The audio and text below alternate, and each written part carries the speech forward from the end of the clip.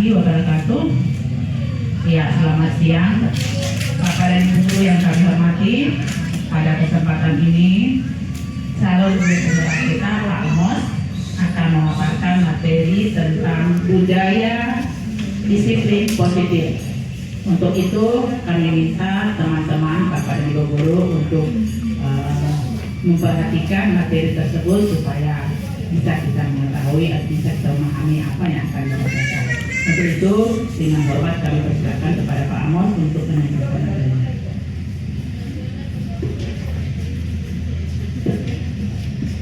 Iya, terima kasih Ibu Wakil Kepala Sekolah yang berikan kesempatan kepada kami. Sebelum kita memulai tentang budaya positif, boleh Bapak Ibu berdiri. Iya, kita ice breaking. Boleh mengikuti petunjuk saya. Bapak Ibu mengambil benda yang bentuknya bulat. Ada? Ada. Oh iya, ada ya. Oke, dilepas. Bapak Ibu mengambil benda yang berbentuk segi empat. Oh ada ya. Oke, terima kasih. Silakan duduk. Ya, silakan duduk. Ya, Bapak Ibu yang saya hormati, kita akan masuk pada materi. Ini materi budaya positif.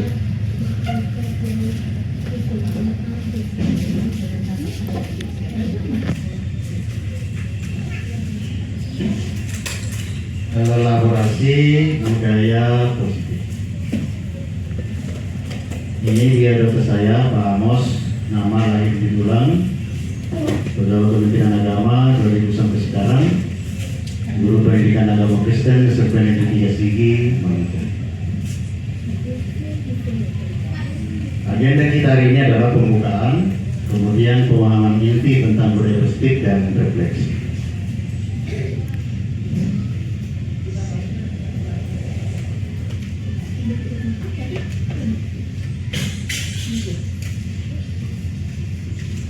Bapak Ibu yang saya hormati, untuk konsentrasi kita mengikuti materi ini, boleh 1 menit.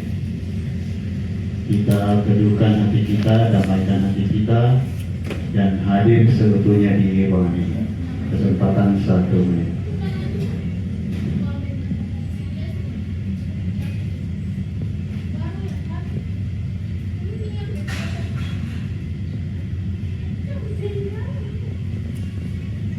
Ya, terima kasih Bapak Ibu. Terima kasih untuk kita mau teduh, berdamai sejenak untuk semua situasi dalam diri kita mengikuti materi ini.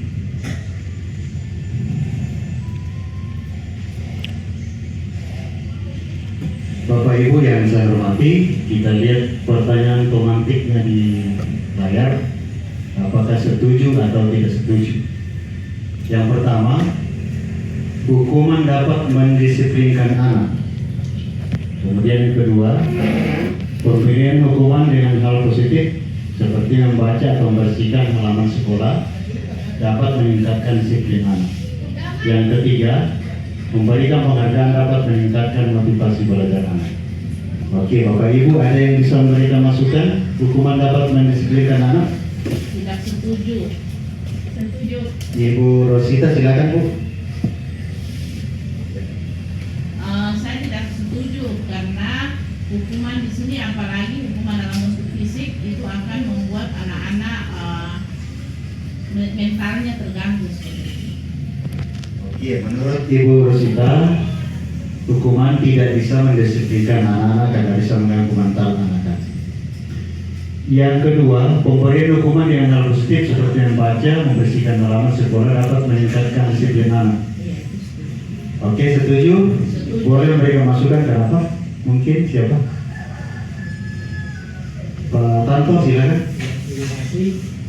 Ya, kalau kita tidak memberikan hukuman kepada siswa atau anak kita yang sudah melakukan pelanggaran, maka besoknya dia akan ulang lagi.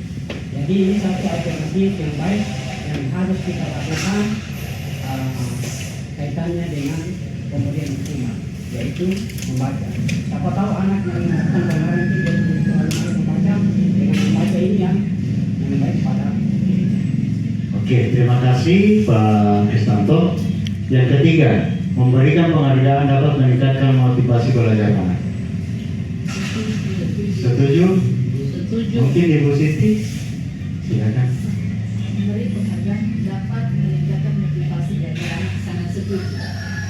Karena Karena anak-anak ketika dia diberikan penghargaan, walaupun misalnya contoh penghargaan kita berikan ketika dia menjawab pertanyaan dengan baik, kita berikan gula-gula atau tepuk tangan saja, anak-anak pasti bangga dengan motivasi yang diberikan. ya, oke, terima kasih. Setuju dan tidak setuju. Mari kita melihat materinya seperti apa, penjelasan dari budaya positif. Topik dalam eksplorasi konsep ini adalah disiplin positif, nilai-nilai kebajikan universal, teori motivasi, hukuman dan penghargaan, restitusi, keyakinan kelas, kebutuhan dasar manusia, dan dunia berkualitas, 5 posisi kontrol, dan segitiga restitusi. Yang pertama, disiplin positif dan kebajikan universal. Teori motivasi, hukuman, penghargaan, dan restitusi. Teori motivasi perilaku manusia. Yang pertama, untuk menghindari ketidaknyamanan, hukuman apa yang akan terjadi apabila saya tidak melakukannya. Itu adalah motivasi eksternal.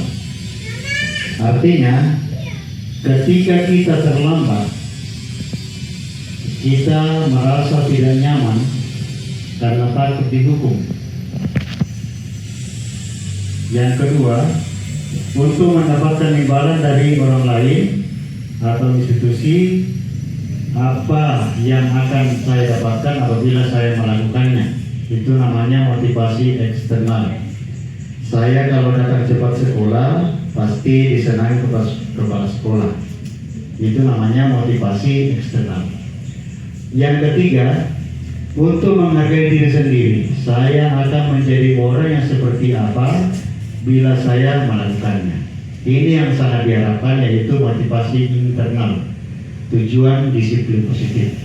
Bahwa salah satu contoh ketika kita datang di sekolah, bukan karena kita mendapatkan penghargaan, tapi motivasi itu muncul dalam diri kita bahwa kita akan menjadi seperti apa bila kita melakukannya.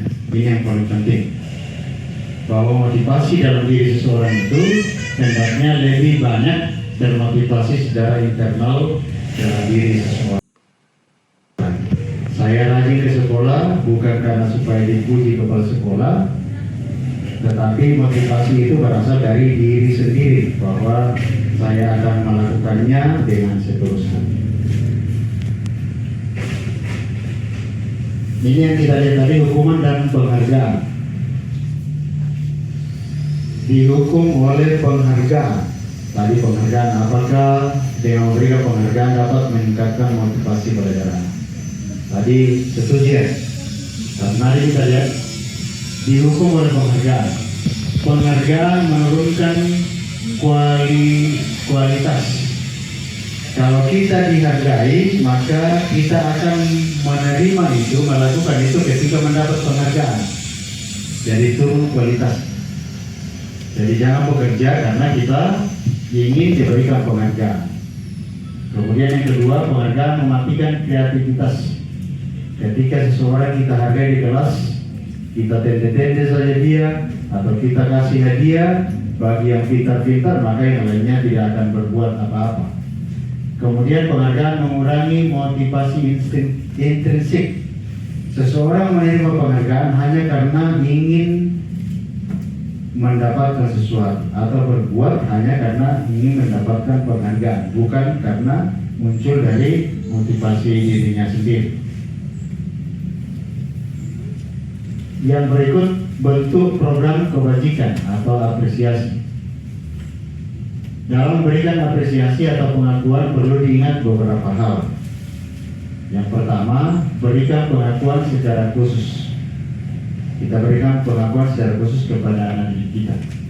Kemudian, pengakuan secara pribadi Yang ketiga, pengakuan kepada semua murid secara bergantian, bukan cuma satu orang tetapi seluruh kita mengakui. Kemudian pengakuan secara konsisten dan fokus pada proses.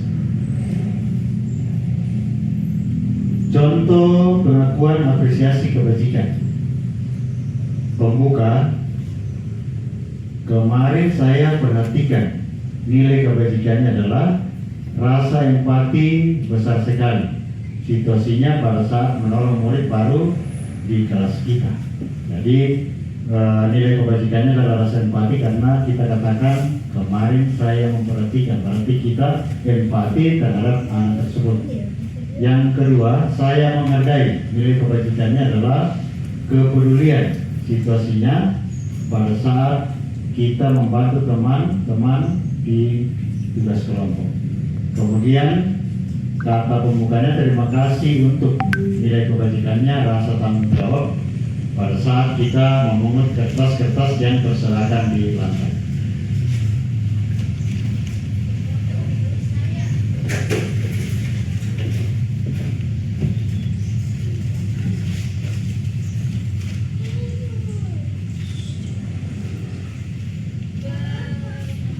Ya, tindakan guru, apakah hukuman atau konsekuensi? Mari kita lihat apakah itu hukuman atau konsekuensi. Mencatat 100 kali dalam buku kalimat, saya tidak akan terlambat lagi karena terlambat ke sekolah. Ini hukuman atau konsekuensi? Disuruh anak-anak mencatat 100 kali karena sering terlambat. Ini hukuman atau konsekuensi? Ini adalah hukuman. Kemudian yang kedua, lari mengelilingi lapangan basket karena terlambat hadir di sekolah. Hukuman atau konsekuensi? Hukuman. Kemudian mengganti kertas tugas teman yang telah dicoret-coret. Hukuman atau konsekuensi? Konsekuensinya. Kemudian membersihkan tumpahan air di meja karena tersenggol pada saat belajar. Konsekuensi. Ada kaitan antara yang kedua dengan yang terakhir. Beda yang kedua dengan yang terakhir. Kalau yang kedua tadi itu hukuman, tapi yang terakhir itu adalah konsekuensi. Karena tadi mengelilingi lapangan basket 2 kali karena terlambat di sekolah, itu hukuman. Tapi kalau mengelilingi lapangan basket karena terlambat PJOK, berarti mirip. Itu namanya konsekuensi. Jadi beda hukuman dengan konsekuensi. Saya harus menyuruh engkau meremedial karena nilaimu tidak tuntas. Itu namanya konsekuensi. Tapi kalau hukuman, saya tidak mau kasih nilai sekarang, itu namanya lain hukuman, lain konsekuensi.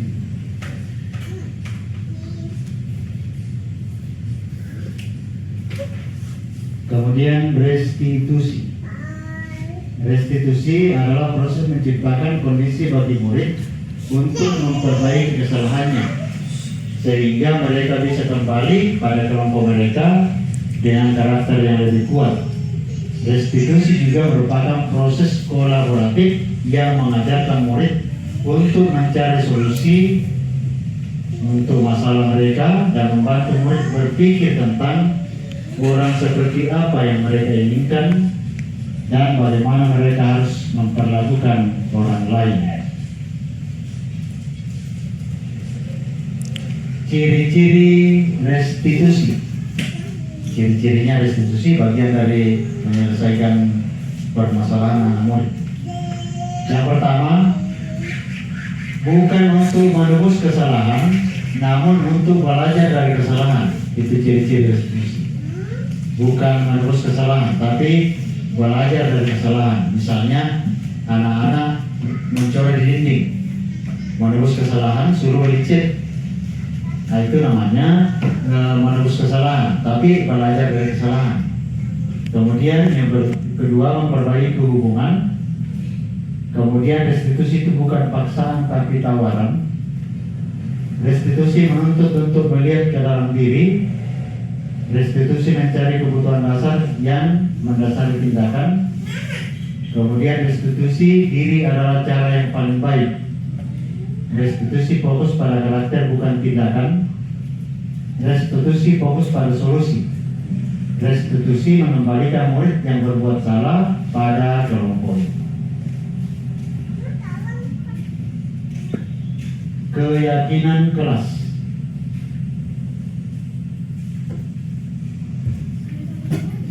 Bapak Ibu, mengapa tidak peraturan saja tapi harus menjadi keyakinan?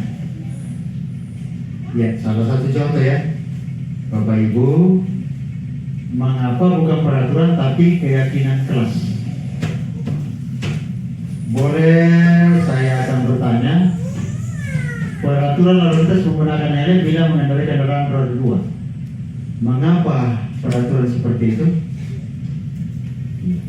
Mengapa kita memiliki peraturan harus menggunakan helm bila mengendarai kendaraan roda 2? Mengapa ya? Bisa diberikan alasan mengapa kita harus menggunakan helm? Demi keselamatan kita saat mengendarai. Ibu kita demi keselamatan saat Mengendarai. lebih kepada diri kita ya, Iya. bukan sebatas peraturan. Iya. Ya, tapi kita yakin bahwa ketika kita pakai helm kita selamat. Ya, Jadi bukan. mengurangi resiko. Ya, Mengurangi resiko. bukan sekedar peraturan ya. Iya. Jadi jangan lihat peraturan itu, ini yang akan kita terapkan di sekolah. Kemudian mengapa kita beri peraturan 3M? Ya, ini juga seperti apa ya? Supaya kita juga selamat, bukan sebatas peraturan ya. Mengapa kita perlu datang cepat di sekolah? Untuk supaya Menjadi teladan bagi ya, anak-anak karena bagi anak-anak dan juga untuk mendisiplinkan diri sendiri. ya, untuk diri sendiri juga. Oke. Yang ketiga, mengapa kita memiliki peraturan harus datang tepat waktu pada saat mengikuti pelatihan? Iya, sama juga seperti tadi, sebagai bentuk teladan pada diri dan untuk membiasakan hal baik pada diri sendiri. Iya, kalau saya lambat bukan karena peraturannya, tapi kalau saya lambat banyak materi yang saya tidak dapatkan. Nah, itu yang dimaksud dengan peraturan dengan keyakinan kelas. Jadi diarahkan peraturan kelas itu menyangkut kepada diri anak didik atau murid.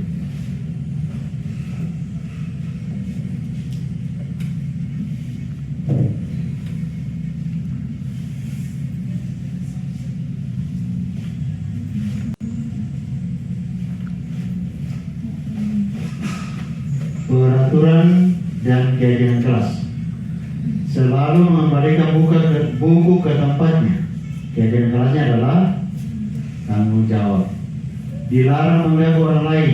Keyakinan kelasnya menghormati orang lain. Hadir di sekolah 15 menit sebelum pembelajaran mulai. Menghormati orang lain dan berkomitmen. Dilarang melakukan kekerasan, keselamatan dan menghormati orang lain. Dilarang menggunakan narkoba. Keyakinan kelasnya adalah kesehatan.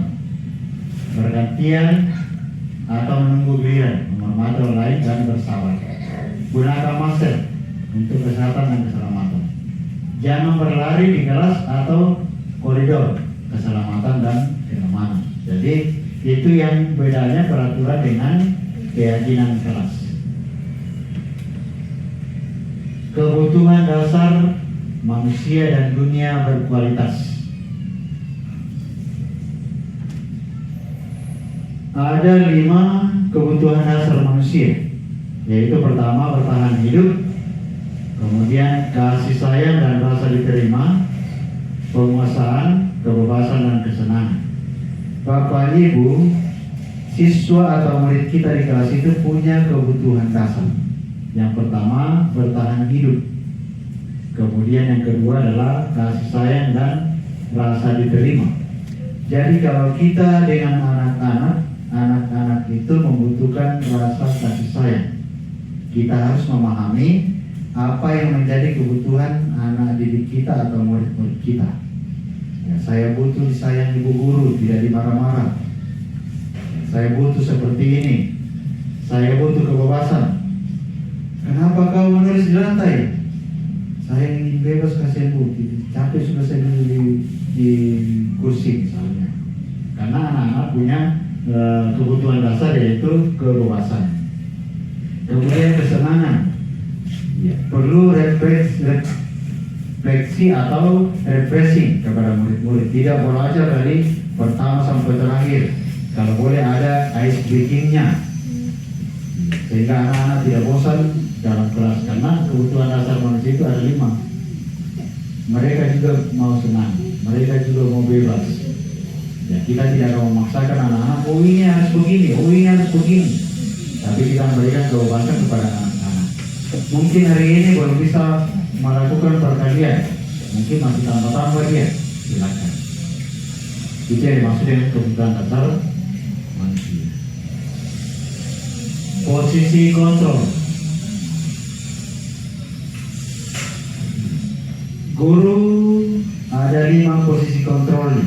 Yang pertama penghukum, kemudian 2 pembuat rasa bersalah, kemudian jadi teman, kemudian jadi pemantau, kemudian menjadi manajer. Kadang-kadang kita sebagai guru pada posisi kontrol kita banyakkan penghukum. Jadi harusnya kita, Bapak Ibu, bisa membuat anak merasa bersalah atau mengenal sebagai teman, atau bahkan kita menjadi manajer. Jadi kalau kita menghukum seperti tadi, lambat kau keliling 10 kali, harus merupakan konsekuensi. Kita membuat rasa bersalah. Mungkin contohnya, nah, tidak kasihan nanti kau kalau ibu dimarah kepala sekolah, apa ribut kau, ribut terus kamu di kelas ini. Itu namanya pembuat rasa bersalah. Jadi anak-anak juga ya. Atau tidak rugi nanti kau kalau kau terlambat terus hari-hari. Itu namanya pembuat rasa bersalah, bukan penghukum. Dicambuk kalau tidak hadir tepat waktu di sekolah. Mungkin salah satu contoh juga yang biasa saya lakukan adalah ketika rapi baginya, bukan saya curi, bisa foto dia, mana ganteng, rapi baju atau tidak. Oh, dia lihat, oh salah dan kalau tidak rapi. Gitu. Kemudian sebagai teman, kadang-kadang kita juga di sekolah sebagai guru, kita juga sekali-sekali menjadi teman bagi anak didik kita. Jadi ya jangan pandang anak-anak itu hanya sebatas murid, tapi pandang juga sebagai teman. Tidak apa-apa bergaul dengan anak-anak, nah jangan kau begitu sebagai sahabat dan teman, karena mereka juga butuh teman. Kemudian sebagai pemantau, memantau situasi anak-anak, kemudian menjadi manajer atau melihat keberadaan anak-anak tersebut. Segitiga restitusi. Segitiga restitusi ada pertama adalah menstabilkan identitas, kemudian yang kedua validasi, dan yang ketiga menanyakan keyakinan.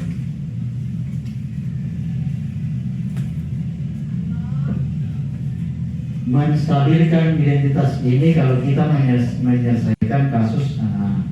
Pertama, menstabilkan identitas untuk membuat anak merasa gagal karena berbuat salah, menjadi positif terhadap dirinya. Misalnya seperti ini, guru berkata, berbuat salah itu hal yang manusiawi, tidak ada manusia yang sempurna. Ya, ketika kita katakan sama anak-anak, iya betul, kau melakukan ini mungkin masuk akal, karena tidak ada juga manusia yang serba sempurna, pasti pernah melakukan kesalahan. Itu namanya menstabilkan identitas. Kita juga pastikan bahwa bisa menyelesaikan masalah ini. Ya, jadi ketika kita menyelesaikan persoalan kepada anak-anak, pertama kita stabilkan identitas bahwa masalah ini bisa kita selesaikan. Itu namanya menstabilkan identitas. Kalau kamu menyalahkan dirimu sendiri terus menerus, apakah kamu bersikap baik pada dirimu sendiri? Ini namanya menstabilkan identitas ketika kita menyelesaikan kasus dari murid kita. Kemudian yang kedua, validasi. Validasi itu adalah prinsip setiap tindakan manusia punya tujuan untuk memenuhi kebutuhan dasar, apakah itu pemasaran, rasa yang diterima, kesenangan dan bertahan hidup. Nah, tadi kau ambil kuenya temanmu karena dia ingin memenuhi kebutuhan dasarnya itu bertahan hidup. Jadi saya tidak tanyakan validasi kebutuhan itu bahwa semua tindakan punya alasan. Kenapa terlambat nak?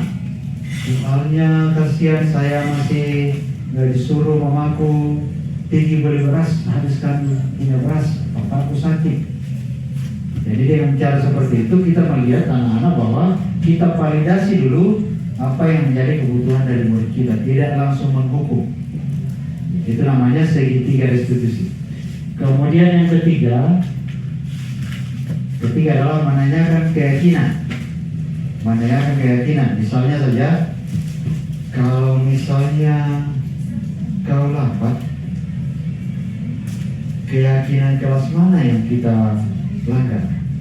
Lupa, disiplin. Kalau misalnya kau tidak disiplin, apa ruginya? Itu namanya menanyakan keyakinan. Menanyakan keyakinan.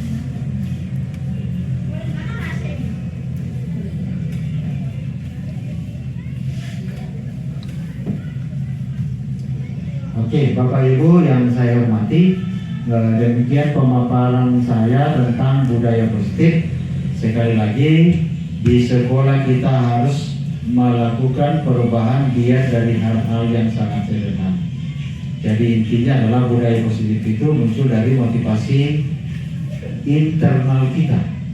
Sekali lagi, muncul dari motivasi internal kita, bahwa kita melakukan sesuatu bukan karena ada harapan, tapi muncul dari kesadaran internal dari diri kita sendiri. Oke, untuk refleksi hari ini bisa kita memberikan refleksi tentang apa yang kita dapatkan dari materi yang baru saya sampaikan. Oke, mungkin silakan ada yang mau memberikan refleksi, Pak Ibu Risma. Apa yang Ibu terima hari ini? Perasaannya Ibu seperti apa? Kemudian apa tindakan Ibu selanjutnya? Oke, silakan. Setelah mengikuti materi ini, perasaan saya semakin senang dan semangat melihat tentang adanya budaya positif yang kita lakukan di sekolah. Kita mengajar dan ini materi ini lebih memotivasi saya untuk lebih maju lagi ke depan dalam melakukan tugas saya sebagai seorang guru. Ya, terima kasih Bu Risma katakan bahwa dengan adanya materi ini akan merubah paradigma tentang kedepannya, bahwa melakukan budaya positif bukan karena ada sesuatu, tetapi itu muncul dari motivasi internal diri. Karena kalau berasal dari luar eksternal, maka ketika kepala sekolah tidak hadir, kita bisa tidak hadir juga. Biar tidak apa-apa, tidak banyak orang tahu bahwa Bapak Ibu cepat hadir, biar tidak pernah diterima, bahkan mungkin dimarah-marah, tapi tidak apa-apa, karena itu motivasi internal dalam diri kita. Oke, mungkin dari Pak Aldi, dari materi tadi apa yang Bapak bisa dapatkan? Dari materi tadi yang bisa dapatkan dulu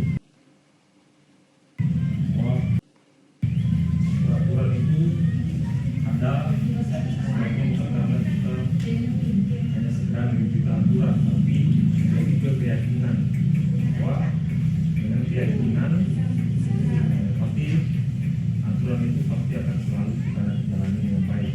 Dan kita yakin kita bisa mengerti semuanya dengan baik. Iya, oke. Peraturan dan keyakinan, Pak Aldi bilang lebih tertarik kepada keyakinan, karena kalau peraturan biasa merupakan paksaan, tapi kalau keyakinan maka semua orang akan muncul motivasi internal atau motivasi intrinsik dalam dirinya untuk melakukan sesuatu. Jadi mudah-mudahan saja ini menjadi sebuah keyakinan kita. Saya sangat yakin bahwa ketika saya datang terlambat, meskipun tidak dipuji, meskipun tidak banyak orang melihat, Tapi saya yakin bahwa saya pulang dengan sukacita tenang karena ada yang Maha Kuasa yang melihat saya. Itu namanya keyakinan. Salah satu tadi contoh ya, peraturannya pakai helm. Keyakinannya adalah, kalau saya tidak pakai helm, jatuh saya, mati saya. Saya sendiri yang akan menanggung itu. Itu namanya beda peraturan dengan keyakinan. Jadi kita arahkan murid kita pada keyakinan kelas, bukan peraturan. Kenapa harus serius belajar? Ya, kalau tidak serius belajar, tidak ada apa-apa ditahu. Itu namanya keyakinan kelas. Oke, mungkin masih ada lagi tentang restitusi menyelesaikan kasus siswa bisa ya.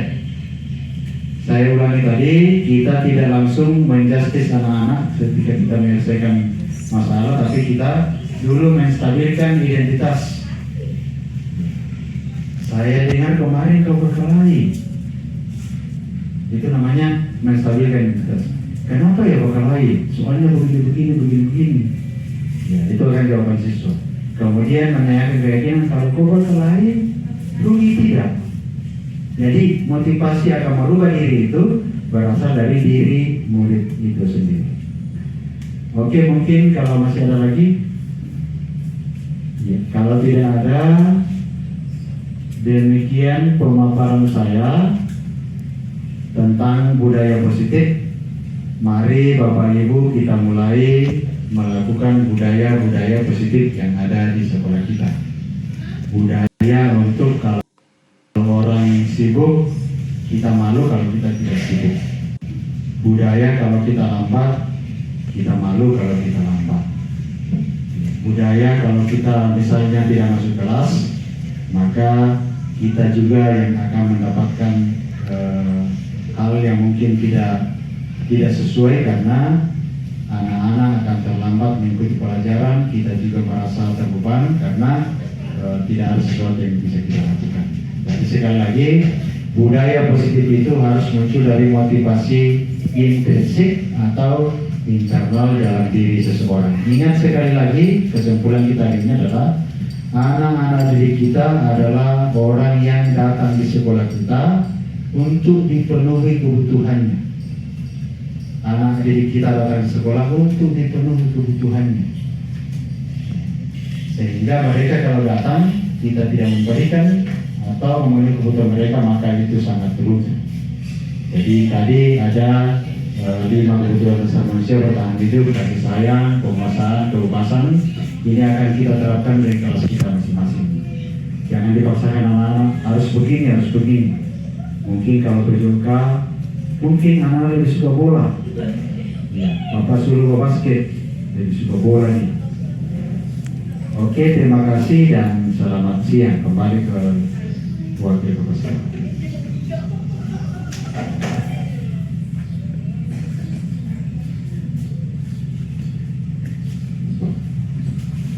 Ya, terima kasih. Demikian tadi pemaparan materi tentang budaya disiplin yang sudah diantarkan oleh calon guru penggerak kita. Mudah-mudahan apa yang disampaikan tadi bisa merubah paradigma kita yang mungkin belum bagus, atau mungkin ada hal-hal yang masih belum kita ketahui. Dengan pemaparan materi tadi mungkin akan menggugah hati kita seharusnya seperti apa yang kita buat. Saya kira itu dari kami. Mengakhiri, wassalamualaikum warahmatullahi wabarakatuh dan selamat siang. Waalaikumsalam warahmatullahi wabarakatuh.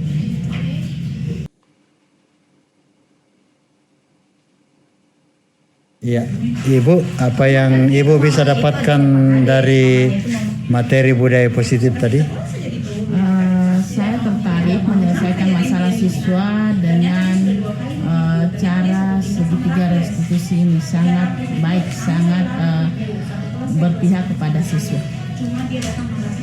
Oke, ini setelah segitiga restitusi ini Ibu tertarik?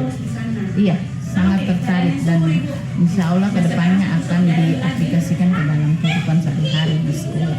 Oke, terima kasih Bu. Iya. Ibu Deslin, setelah mengikuti materi budaya positif tadi, hal apa yang membuat Ibu tertarik? Iya, saya tertarik dengan segitiga restitusi tadi karena anak lebih diarahkan untuk lebih menyadari dia punya kesalahan. Lebih menyadari kesalahannya sendiri. Kesalahannya, mungkin begitu Pak. Oke, terima kasih Bu.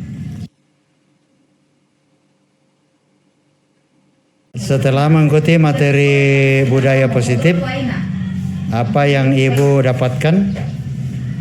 Setelah mendengar materi ini, saya merasa sangat senang dan bersukacita dan menambah pengetahuan saya tentang bagaimana kita mengembangkan budaya positif di sekolah kita, yang dimana budaya ini kita mulai dari perubahan diri kita sendiri untuk lebih maju lagi ke depannya. Terima kasih. Terima kasih Bu. Ya. Pak Aldi, setelah mengikuti materi budaya positif tadi, apa yang Pak Aldi bisa dapatkan? Jadi dari materi yang disampaikan tadi, yang saya dapatkan adalah bahwa peraturan yang dibuat itu sebaiknya lebih kita dalami keyakinan bahwa dengan kita mengikuti peraturan tanpa dibarengi keyakinan, peraturan itu pasti akan bisa selalu dilanggar. Tapi kalau kita mempunyai keyakinan, kita yakin bahwa melalui aturan yang diberikan ada yang akan menjadi penyebab pada diri kita, sehingga kita yakin bahwa kalau kita tidak mengikuti aturan itu, pasti ada yang kurang dalam diri kita, sehingga kita akan selalu mematuhi aturan tersebut. Ya, terima kasih Pak Aldi.